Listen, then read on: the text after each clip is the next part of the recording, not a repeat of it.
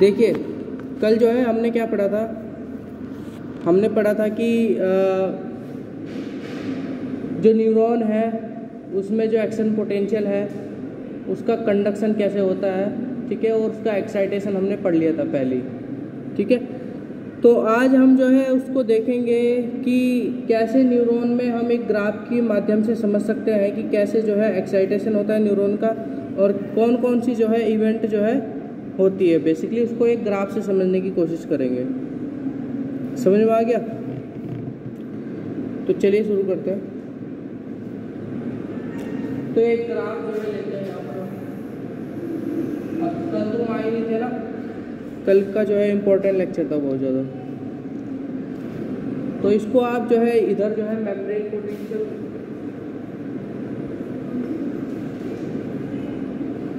तो membrane potential और ये मिली वोल्ट में होगा।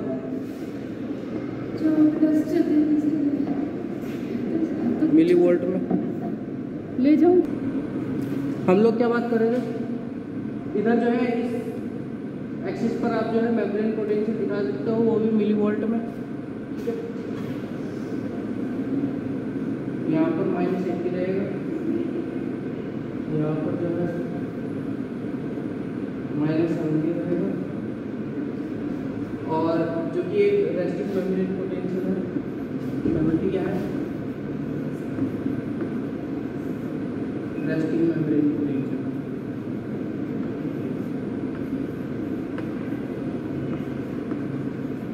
सेवेंटी क्या है, रेस्टिंग मेम्ब्रेन पोटेंशियल है, और 80 क्या है, ये कंडीशन का बाकी hyperpolarisation, hyperpolarisation, hyperpolarisation में। फिर इसके बाद -35,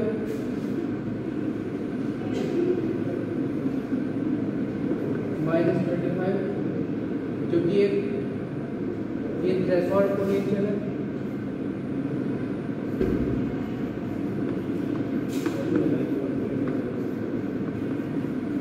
आ जाओ, थ्रेशोल्ड पोटेंशियल है ये। और इसके बाद है +60,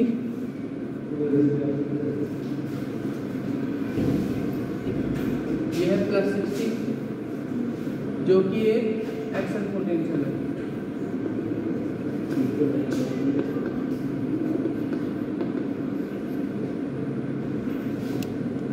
ठीक है, तो हम क्या समझ रहे हैं, हम जो भी इवेंट जो है न्यूरॉन सेल के अंदर हुई हैं, जब न्यूरॉन जो है एक्साइट हो जाती है और उसका एक्शन पोटेंशियल का कंडक्शन होता है, तो तब कौन कौन सी इवेंट होती हैं उनको हम एक ग्राफ से समझने की कोशिश कर रहे हैं। ठीक है, मेरे कहने का मतलब यह है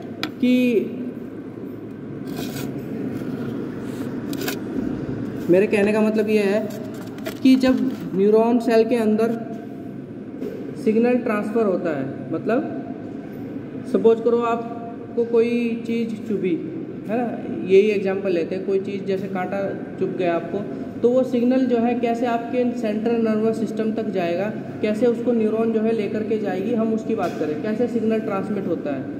तो बेसिकली वो जो सिग्नल होता है वो किस रूप में जाता है हमारे सेंट्रल नर्वस सिस्टम के पास, इलेक्ट्रिकल सिग्नल के रूप में।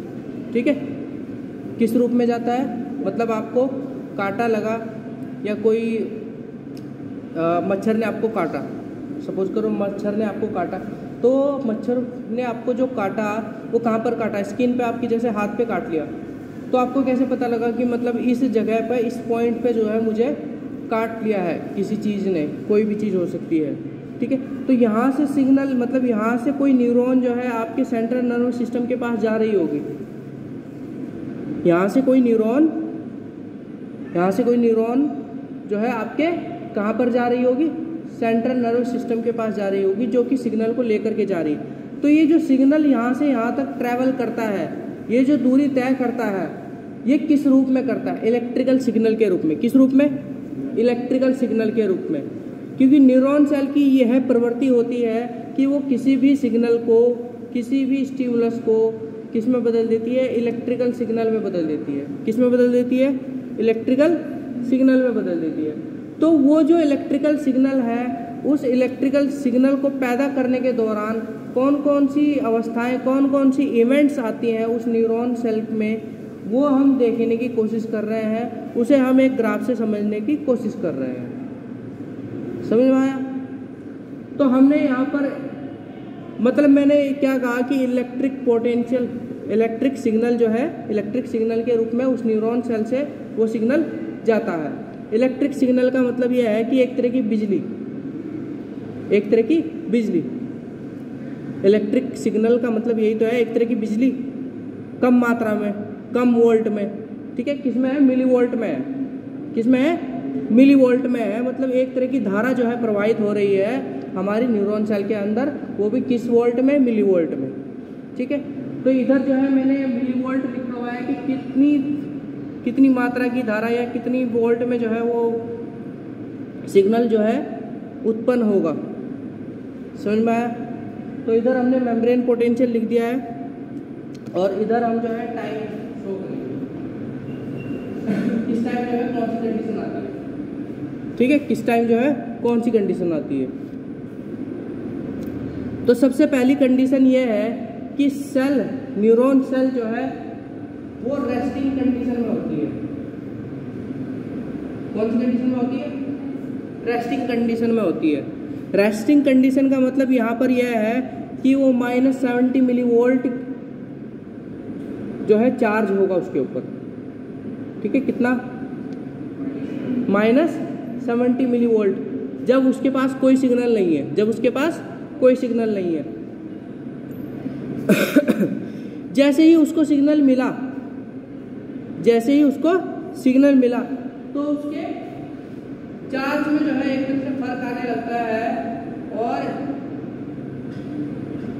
चार्ज में जब फर्क आएगा तो हमारा जो ग्राफ है उसकी जो पीक है वो ऊपर की तरफ जाएगी, यानी -70 से -35 चली जाएगी, -70 से -35 चली जाएगी। कल मैंने पढ़ाया था कि क्यों ये जो है इवेंट होती है।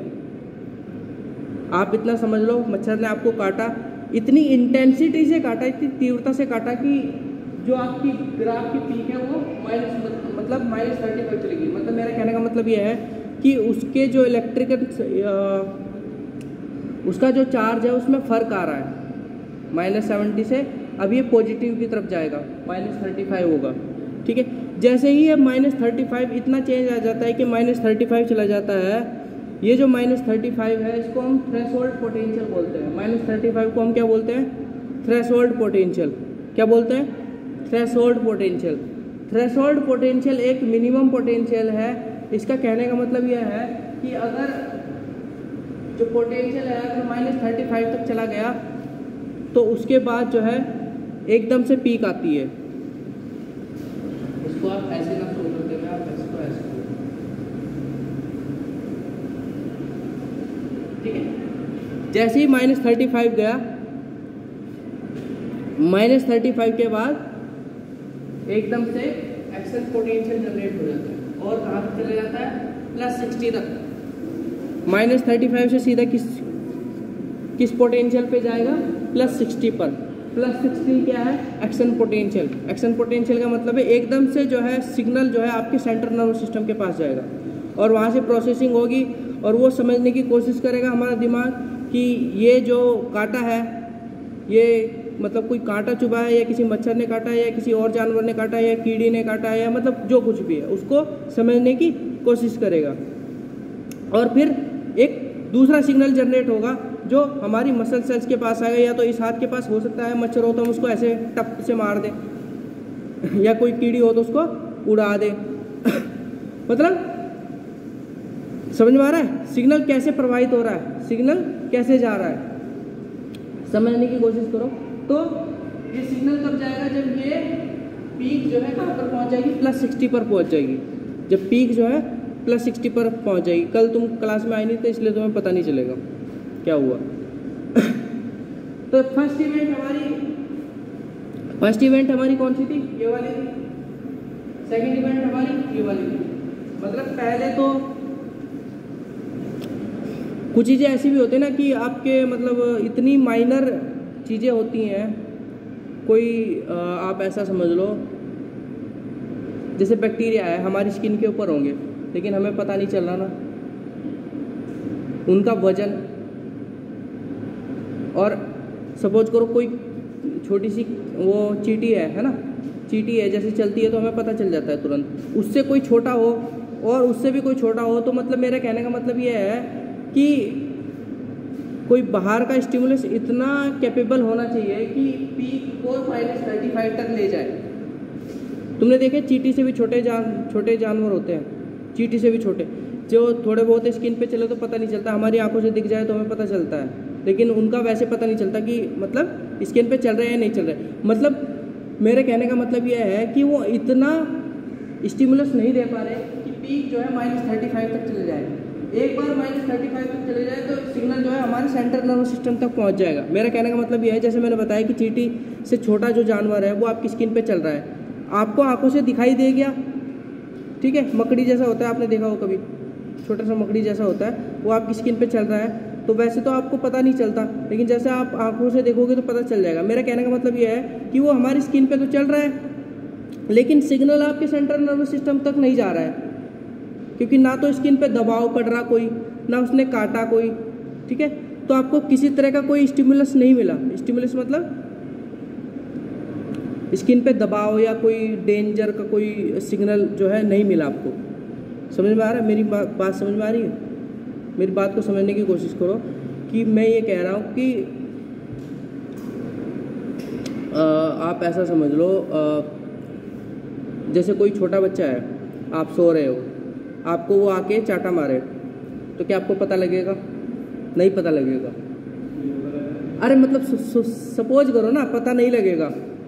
तो ऐसे ही मैं वो एग्जांपल छोटे जानवर का दे रहा हूँ जो आपकी स्किन पे चल रहा है लेकिन आपको पता नहीं लग रहा है, लेकिन आते ही आपके जो है पिताजी आए या माताजी आए और वो आपको चाटा मारे तो आपकी आंख जो है एकदम से खुल जाएगी। मेरा कहने का मतलब वो इंटेंसिटी इतनी ज़्यादा होगी उस थप्पड़ की कि आपका वो सिग्नल तीव्रता से आपके सेंट्रल नर्वस सिस्टम तक जाएगा।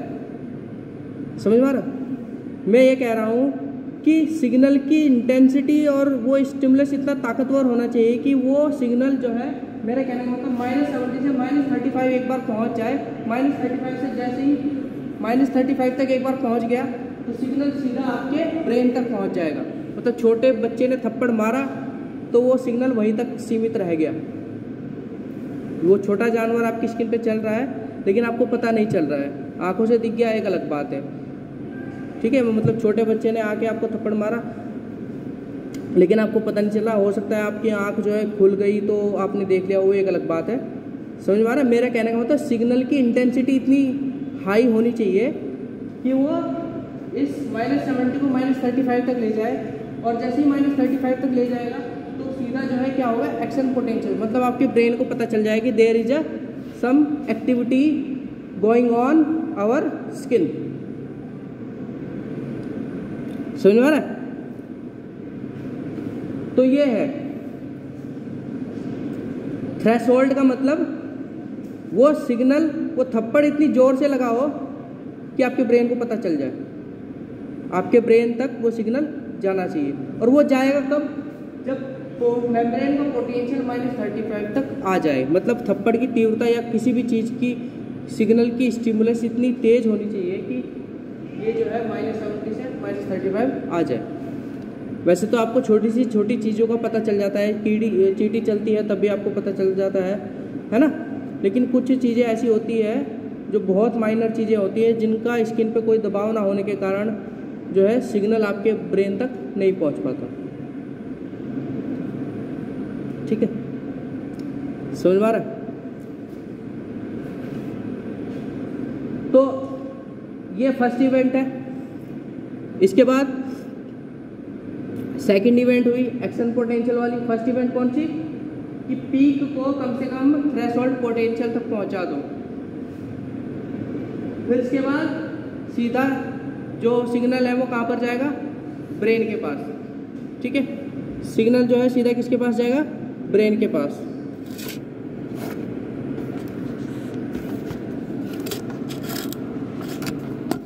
इसके बाद क्या होता है कि अब देखो ये जो फर्स्ट इवेंट हुई है, ये फर्स्ट इवेंट क्यों हुई? ये फर्स्ट इवेंट हुई है किस वजह से? इसको यहाँ पर लिख सकते हैं लिगेंड गेटेड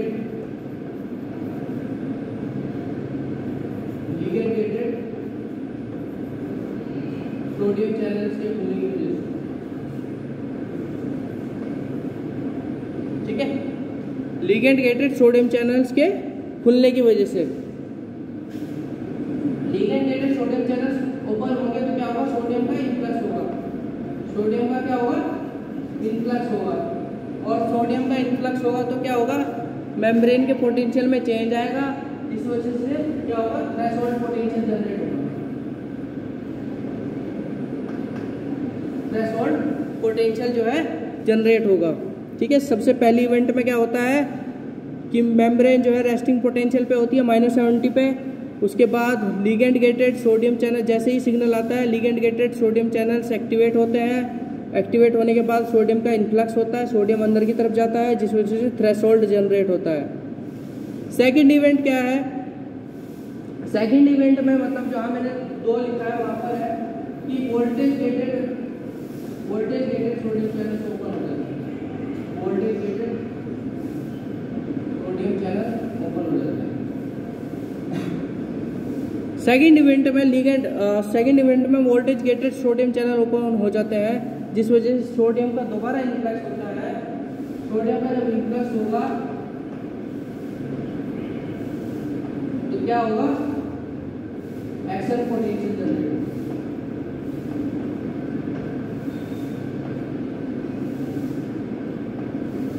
एक्शन पोटेंशियल जो है जनरेट होगा। समझ में आ रहा है? एक्शन पोटेंशियल जनरेट होगा यहाँ पर।